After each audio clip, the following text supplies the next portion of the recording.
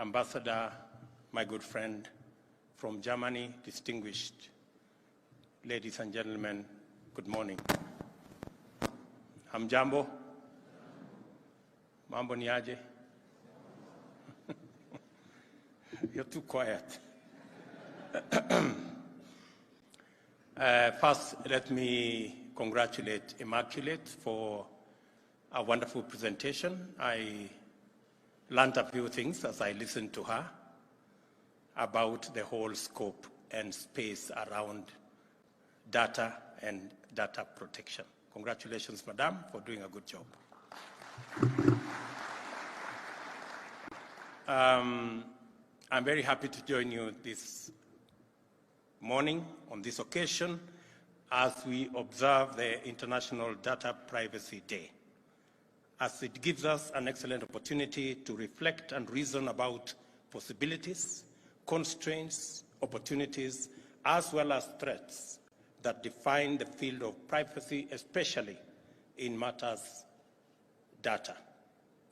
When the first such day was marked over 4 decades ago, Kenya had not plugged into the information technology data universe that was just taking off then. Today, we have not only caught up with the most advanced jurisdictions, we are poised to seize leadership in innovative domains that are destined to define the digital future and the knowledge economy.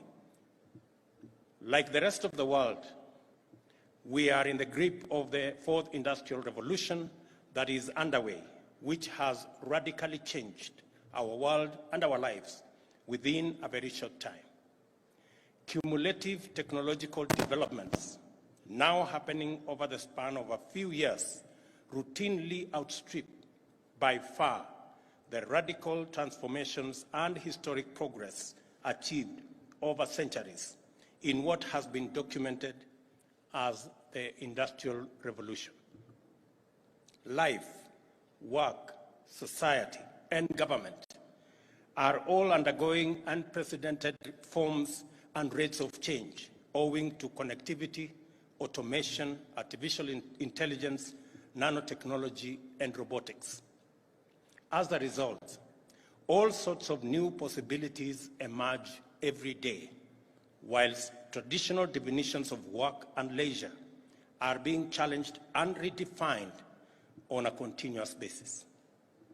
It is a proud moment for a forward-looking nation like Kenya to be able to embrace this brave new world and make our way in it, with the awareness that we must move fast in order to develop the capacity to derive maximum benefits from its opportunities.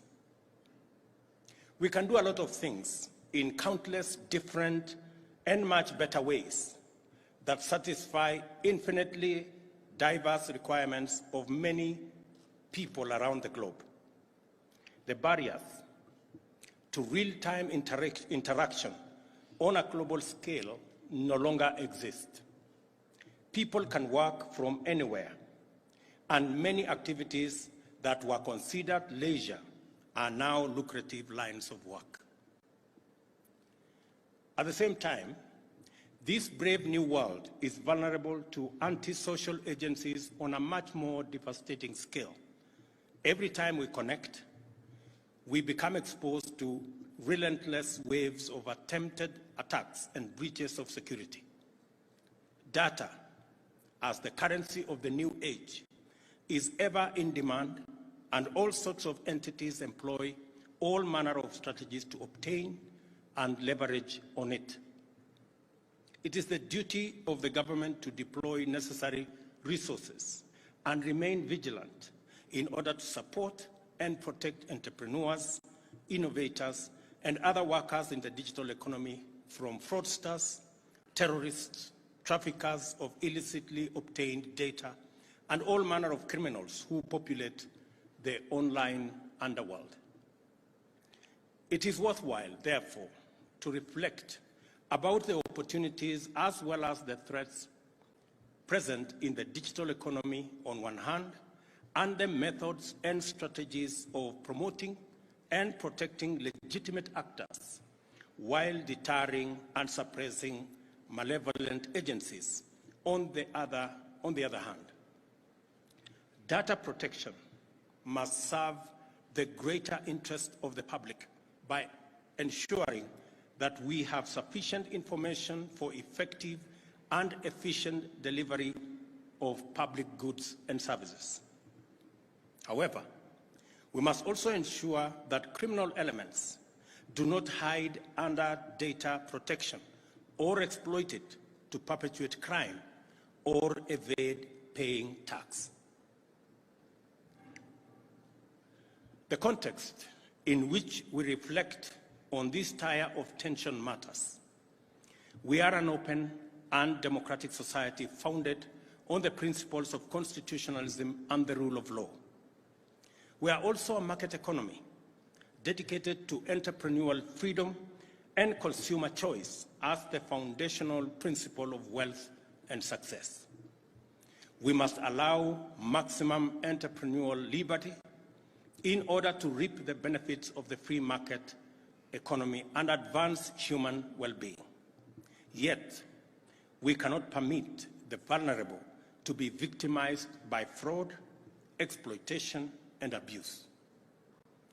We have an obligation to defend national sovereignty and protect society from cyber terrorists and online criminals. Yet, we must not use security and protection as excuses to claw away the fundamental rights and freedoms of citizens, especially on the matter of access to information. It seems to me, then, that it is important for all stakeholders in the data sector to always be conscious of limits. What are the constitutionally recognized and practically unavoidable limits to freedom of expression, freedom of information, and the right to privacy, as well as the state's authority in respect to all this? There must be a balance. I think the statement I'm trying to make here is there must be a balance between the state's responsibility to make sure that citizens have access to information in accordance with the Access to Information Act, but also protect citizens and whatever information that is private from criminals and other actors in that space.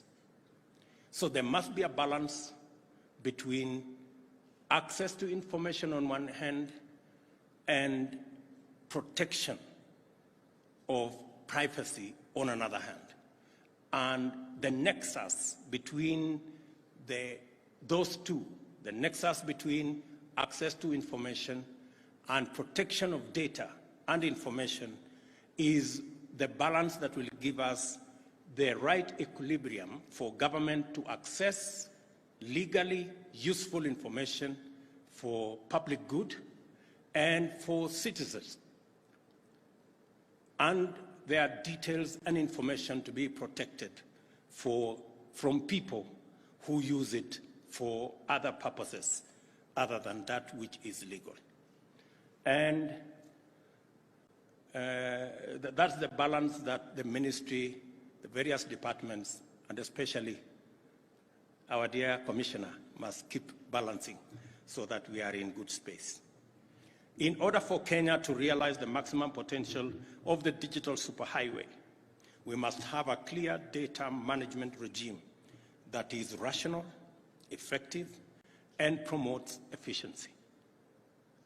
It has to be promotive of our agenda for the digital economy, because progressively it is now absolutely clear that the next billionaires will be on the digital economy space. And we must provide sufficient latitude for access of whatever information that is necessary for us to grow our space for entrepreneurs, for business people, for investors in the digital space. And precisely the reason why we are expanding the digital superhighway so that we can bring on board millions of Kenyans by making it possible for them to access internet from all corners of Kenya. They can transact with the government, they can do business, they can create, they can innovate, and they can do business on the digital space, and precisely the reason why I set up the ministry that has digital economy as one its big mandates. The government of Kenya is committed to working with all stakeholders to expand the space for creativity and innovation through the promotion of freedom of expression and also intellectual property rights. It is our intention to ensure that Kenya finally reaps its overdue dividend from the heavy investment in ICT infrastructure made over the last 2 decades. With 6 submarine fiber optic cables offering broadband connectivity, over 9,000 kilometers of terrestrial fiber optic connecting nearly in all county headquarters, geographical broadband coverage of 56%, and mobile broadband penetration of 96%, we are putting finishing touches on the policy and infrastructural framework that will switch on a historic explosion of productivity and competitiveness in our digital economy and in our entire Kenyan economy.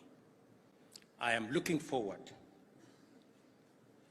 to our commitment that in the next 6 months we will have 5,000 government services available on the digital space.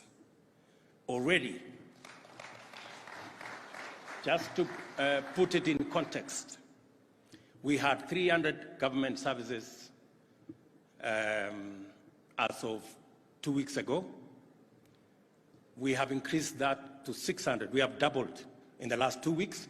We now have 600 government services available online, and we are well on course in ensuring that we have 5,000 government services in the next 6 months. And I've also asked the Ministry of ICT to also work on a digital identity so that the big Huduma thing that never was, we can finally have as Kenya a digital identity. And I have told my good friend Eliud that by the end of this year, Kenyans must be able to identify themselves digitally.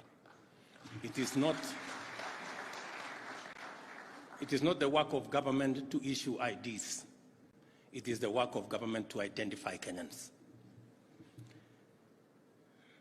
Over the next 5 years, we shall construct another 100,000 kilometers of national fiber optic network to achieve universal broadband connectivity in the country.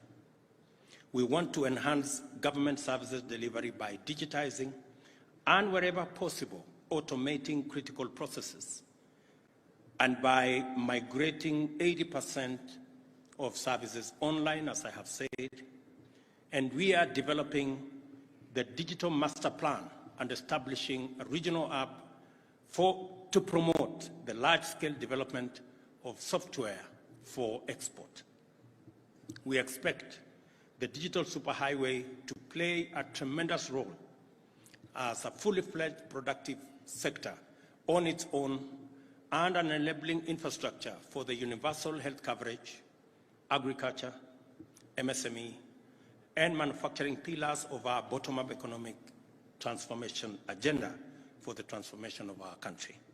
And just to state that we already have registered 5 million farmers who will participate this year in our subsidized fertilizer platform that will be available online as a mechanism of eliminating leakage, pilferage, corruption, and inefficiency in the delivery of fertilizer and especially of our subsidy program. Data then does play a critical role in our development agenda and will play an even greater and ever-increasing role going into the future. How we engage with data matters. As a commodity, public as well as private good, data is essential. We must therefore embark on a robust process of enriching our institutional framework to ensure that our transformational agenda is aligned with the principle of personal data protection and that Kenya expeditiously concludes the process of domesticating the African Union Convention on Cyber Security and Personal Data Protection. For this reason, the Cabinet Secretary for Information and the Digital Economy has been tasked with taking up this matter with the Attorney General and the leadership of the National Assembly so that we can be in tandem with the rest of the continent. Data protection is critical to an economy and a state that is intentionally digitizing.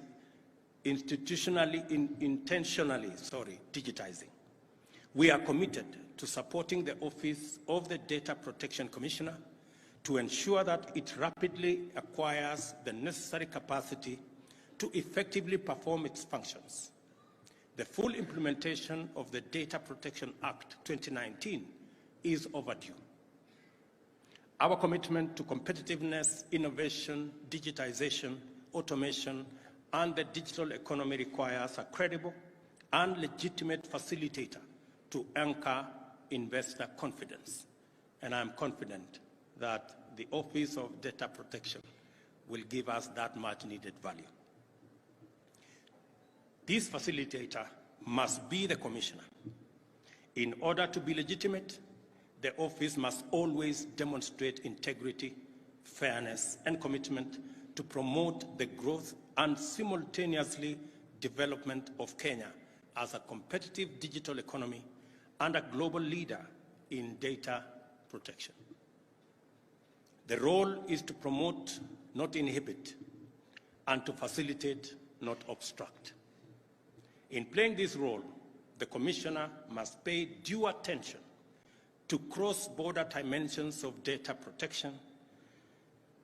The National Data Center must therefore be equipped with the necessary capacity to discharge both dual roles. The launch today of the Data Protection Registration System is an important step in this direction, and it is highly commendable and appropriate that the system, which was developed by Kenyan youth, has been successfully tested and piloted. And I want to say a very big congratulations to those who have put this together. I'm also happy to note that the development of the system went together with the certification of 1,417 data handlers from both the public and private sector. This signals that we are now ready to inaugurate Kenya's data protection regime. In the spirit of this important day, and in line with the government's commitment to safeguarding the privacy of citizens, all ministries, departments, and agencies are directed to henceforth align their strategies, systems, and processes with the provisions of the data protection laws. I also call upon county governments to pay attention to this development and take appropriate measures within their constitutional mandate to achieve a unified whole-of-government approach to data protection. I now declare, ladies and gentlemen, with a lot of pride, the Data Protection Registration System officially launched as we celebrate this great day. Thank you, and God bless you. All right, ladies and gentlemen, if we can just give another warm clap right there. Your Excellency, with your permission, we have a buzzer that would like